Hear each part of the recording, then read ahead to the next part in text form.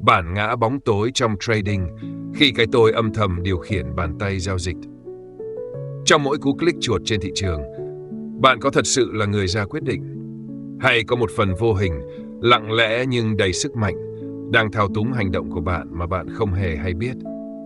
Trading tưởng là một cuộc chơi của chiến lược và kỹ thuật, nhưng thật ra nó là một chiếc gương soi thẳng vào nội tâm.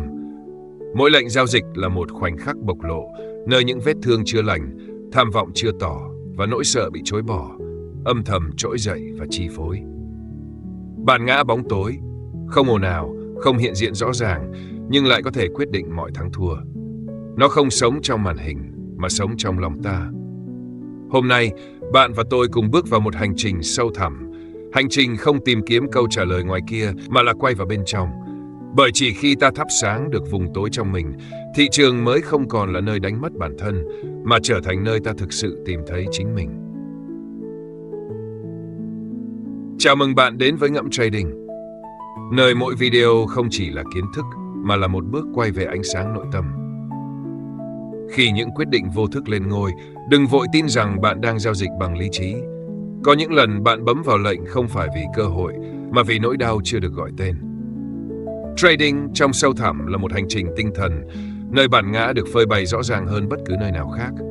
Bạn có từng giao dịch chỉ để chứng minh rằng mình giỏi, không dám cắt lỗ vì sợ mình sai, vội vàng chốt lời vì cảm thấy không xứng đáng? Đó không chỉ là lỗi kỹ thuật, mà là tiếng nói của một phần con người bị lãng quên. Bản ngã bóng tối. Bản ngã bóng tối. Góc khuất trong tâm trí trader. Theo nhà tâm lý học Carl Jung, bản ngã bóng tối là phần tâm thức mà ta chối bỏ, không muốn đối diện, nơi trú ngụ của những cảm xúc bị xem là tiêu cực, ghen tị, sợ hãi, giận dữ, tự ti. Trong trading, bóng tối ấy ẩn dưới lớp vỏ lý trí, là cơn khát chiến thắng để lấp đầy cảm giác thua thiệt, là nỗi sợ thất bại vì từng bị tổn thương trong quá khứ, là khát khao được đúng hơn là thực sự kiếm được tiền, là sự ghen tị khi thấy người khác lời mà mình lỗ. Những phần ấy không xấu, chúng chỉ nguy hiểm khi ta không nhìn thẳng và không thừa nhận. Bởi khi bị chối bỏ, chúng không biến mất mà điều khiển trong im lặng. Những biểu hiện của bản ngã bóng tối trong trading. 1. Giao dịch trả thù. Khi một lệnh lỗ không chỉ là mất tiền mà là tổn thương danh dự, bản ngã trỗi dậy, thôi thúc bạn lấy lại những gì đã mất. Và bạn bỗng trở thành chiến binh của lòng tự ái, chứ không còn là trader của lý trí. 2. Overtrading, giao dịch vì sự trống rỗng. Có khi nào bạn mở lệnh không vì phân tích kỹ thuật, mà chỉ vì thấy trống rỗng?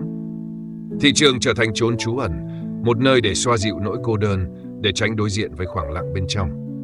3. Không chấp nhận sai, gồng lệnh đến cháy tài khoản. Bản ngã thì thầm, cứ giữ đi, mày không sai đâu.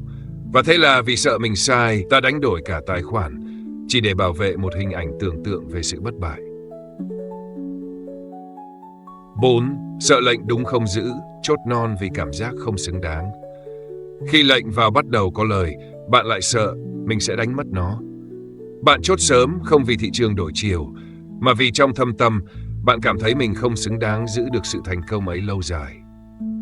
Vì sao bản ngã lại có thể thao túng ta? Từ nhỏ, ta học cách tạo ra lớp vỏ bọc để được yêu thương, công nhận và tránh bị tổn thương. Ta học cách che giấu nỗi sợ, dồn nén cảm xúc và thể hiện một cái tôi mạnh mẽ ra bên ngoài. Và rồi, khi bước vào thế giới trading, nơi mà áp lực, tiền bạc và sự không chắc chắn dồn nén trong từng giây phút, mọi tổn thương bị đánh thức.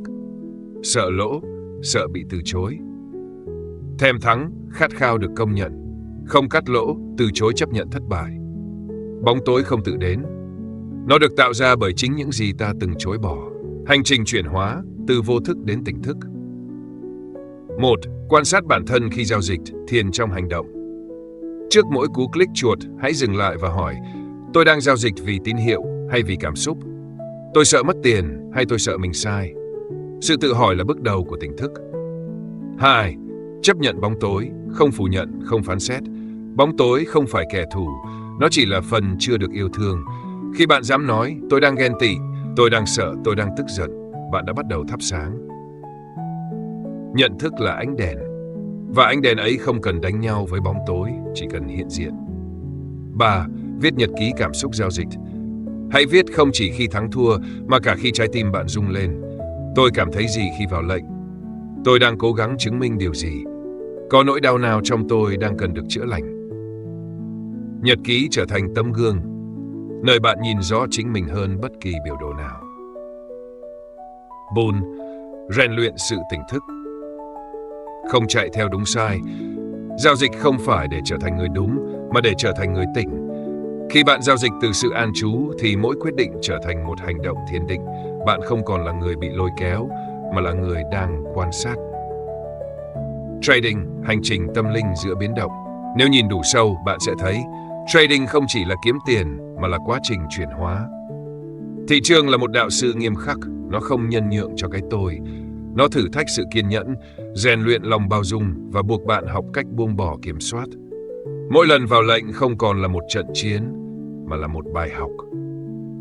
Trading trở thành con đường tu tập, một hành trình trở về với sự thật bên trong. Trading với ánh sáng trong tâm. Khi bạn trading không phải để chứng minh, không để trốn tránh, mà chỉ để sống thật, thì bạn đã thoát khỏi sự thao túng của bóng tối. Mỗi click chuột trở thành một nhịp thở tỉnh thức. Mỗi lệnh giao dịch là một bước đi nhẹ nhàng trong chánh niệm. Và bạn sẽ nhận ra, lợi nhuận lớn nhất trong trading không phải là tiền, mà là sự tự do nội tâm. Cảm ơn bạn đã lắng nghe và cùng tôi ngẫm. Hẹn gặp lại ở những video tiếp theo, nơi ta cùng nhau tiếp tục đào sâu, buông bỏ và trở về với ánh sáng chính mình. Đây là Ngẫm Trading, nơi trading bắt đầu từ nội tâm.